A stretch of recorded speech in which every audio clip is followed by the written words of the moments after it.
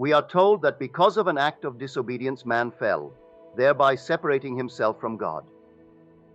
But Scripture tells us that God consigned all men to disobedience that he may have mercy upon them. So we see the fall was a deliberate act, a plan for expansion, for greater existence, and an ultimate birth. Scholars consider the 82nd Psalm as one of the most difficult of all the Psalms to interpret, stating that although the idea may be perennial, its meaning has vanished. Here are a couple of verses from that Psalm. The Lord speaks, saying, I say, you are gods, sons of the Most High, all of you. Nevertheless, you shall die like men and fall as one man, O princes. These words are addressed to every child born of woman, regardless of race or nationality.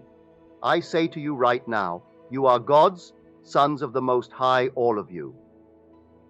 Evidently, when these words were first spoken, we were not men. Otherwise, the forecasting of our death like men would have no meaning. As a man, you know you will die. So what is being said here? First called a son of God, you were told of the grand experiment in the statement, you shall die like men. Here is the plot for expansion and an ultimate birth. But what were we prior to the fall? I cannot describe that body, but I will use Scripture in the hope that you will use your imagination, although I urge you not to come to any definite conclusions. The fall, in symbolism, is associated with the serpent. As God's wisest creature, he said to generic man in the form of woman, did God say you would die? And she answered, yes, if I ate the fruit from the tree of the knowledge of good and evil. Then he made this statement, God knows you will not surely die, but your eyes will be opened and you will become like the gods, knowing good and evil. Genesis 3. The serpent has now become man. This serpent is described by Isaiah as the seraphim, sick. Describing his vision, Isaiah said, I beheld the Lord sitting on a throne, high and lifted up. Above him were the seraphim. In Hebrew, the word means glorious celestial being, fiery serpent, noble one, prince. Our friend, Martha, departed this world on the 19th of July. Within a week after Martha's departure, her friend who was with her when she died had this vision. She saw Martha, the same dear girl we all loved. She was in a cage, heart-shaped, but inverted, so that the base was wider than the top, with a line of division between the two sections. Martha was on one side, with an enormous serpent on the other, with rings of color from its tail to its head. Questioning her, Martha said, how much longer will it be until we will become one? Picking up a book, the lady read aloud, after 6,000 years, man and the serpent become one. You can tell the age of the serpent by the number of rings. Approaching Martha, preparing to count the serpent's rings, she said, if Neville says it is so, it is so, and awoke. Now God speaks to man through the language of dream and makes himself known in vision. Here is a vision. My friend has come to the end of the road. She has completely finished the drama, and the two are now becoming one. Think about it. What would you get if you blended man and the serpent? A glorious fiery being which Isaiah described as having 6 wings, 2 covering the face, 2 the feet, and 2 used for propulsion. You cannot describe the heavenly being you really are. Yet you are gods, sons of the Most High, O princes. One being containing all within himself fell into division and resurrects into unity, into a holy temple of the Lord, in whom you also are built in. The act of resurrection is God's mightiest act, for he must awaken his sons, who deliberately fell into this world of decay and death. Dwell upon your true being, for although you have forgotten it, you are a son of God.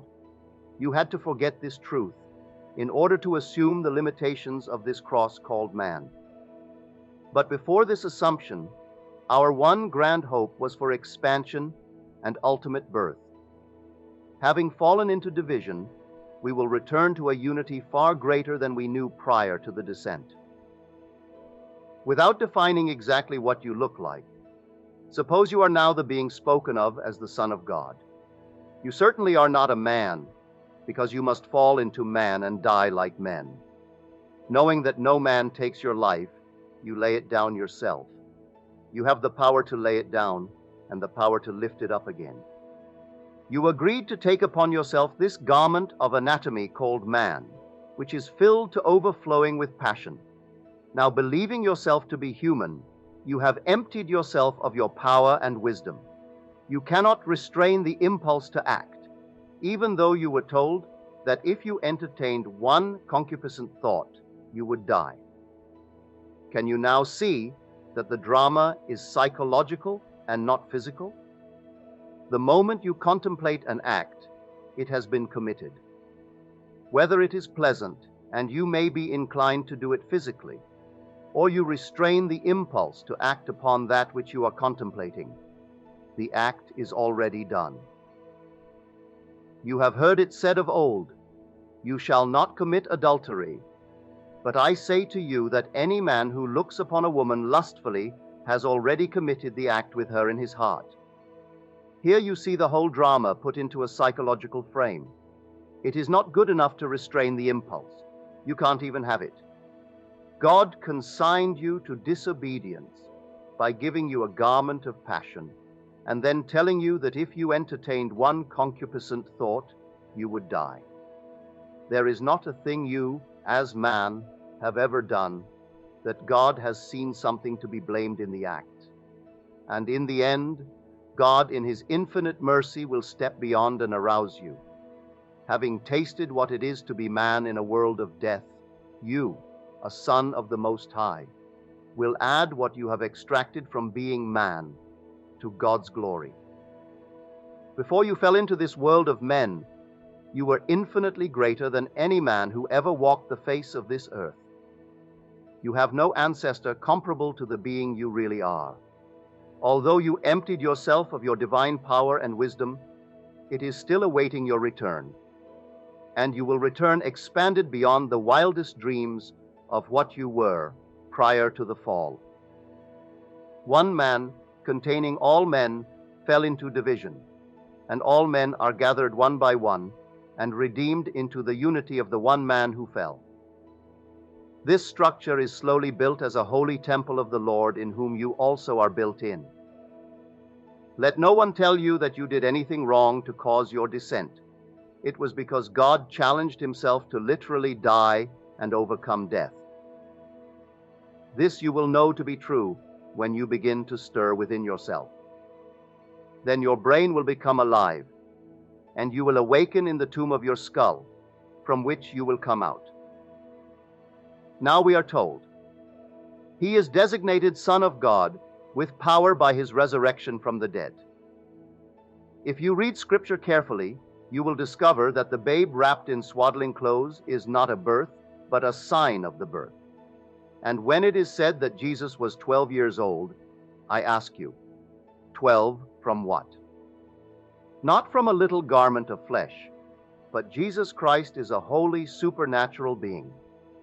He is the Son who fell when he wasn't man to begin with. Jesus is the someone buried in you that is you. One day he will awaken, and you will see others, but they will not see you, as you will be invisible to them. But you will know yourself to be sheer power and sheer wisdom. So resurrection is identified with birth, for at that moment you are designated Son of God, with power by your resurrection from the dead. Man is born anew through the resurrection of the Son of God, who died to give life to his little body which appears in the world. Regardless of your physical age, the moment you are called, you are resurrected to experience your ultimate birth, which was the hope before the fall of the one man who fell. Although this may seem too spiritual, I am telling you of your true background. You do not have any ancestor who is a son of God. You are. You have deliberately forgotten it for a little while, but no one here can come close to the nobility of the being you really are. You are the seraphim, a glorious, flaming, celestial being, the Noble One. Even though our association with the serpent is one of fear, the seraphim are those who are around the throne of God. What we are dealing with here is creativity. Having eaten of the tree of good and evil, man judges, but God sees neither right nor wrong. Allowing man to do what he wills, God knows that man will be redeemed and return more glorious, more luminous than before his descent. Let no one tell you that because of your disobedience you are separated from God, for your separation was both a tragedy and a triumph. A tragedy because you fell into death, and a triumph because you will rise into life everlasting. Now, every mystic sees the journey as one of 6,000 years. Blake beheld the visions of his deadly sleep of 6,000 years as dancing around his skirts like a serpent of precious stones and gold, which he knew to be himself. How can I describe my vision other than to say that when my body was split from top to bottom, I did not see a form, only golden, liquid light, which I knew to be myself. Then I fused with it and rose, just like a serpent, into my skull. Now I know from experience that when you are born from above, you are designated Son of God and given the power to raise the dead. The dead will hear the voice of the Son of God and rise. For as the Father has life in himself, so he has granted the Son also to have life in himself. John 5. The Son of Man has the power of judgment on earth, but the Son of God has the power to call his brothers out of their graves. No hydrogen bomb can raise the dead. It can kill them, but nothing can arouse them but this power. When it is applied to one who has been asleep for 6,000 years, it will cause him to awake and rise from the grave of his own body, in which he has been sleeping all these years. Now, I would like to tell you a little story. As a man called Neville, I was born into a large and very poor family. We had no educational, social, or financial background, but my mother was very wise. If she saw anything she thought unbecoming in her children, she would say, "Have you forgotten that you are a Goddard?" That was our surname. We were too young to know anything about backgrounds, but the mere fact that Mother said it made us realize that we must have forgotten we were Goddards, or we would not have done what we did. By the time we discovered that we had no background, the idea was so ingrained in us that we made the name important, with the result that the Goddards in Barbados today are the outstanding business people of the island. Year after year, our family-owned corporation does a gross of over $30 million, and it grows and grows. Yet it all started with Mother saying, "Have you forgotten you are a Goddard?" You can take any little thought like that and make the tree of money grow for you in this world. Then just imagine what you could do if you go beyond this world of Caesar. You could imagine that the Elohim, a compound unity of one made up of the redeemed, has taken his place in the divine congregation.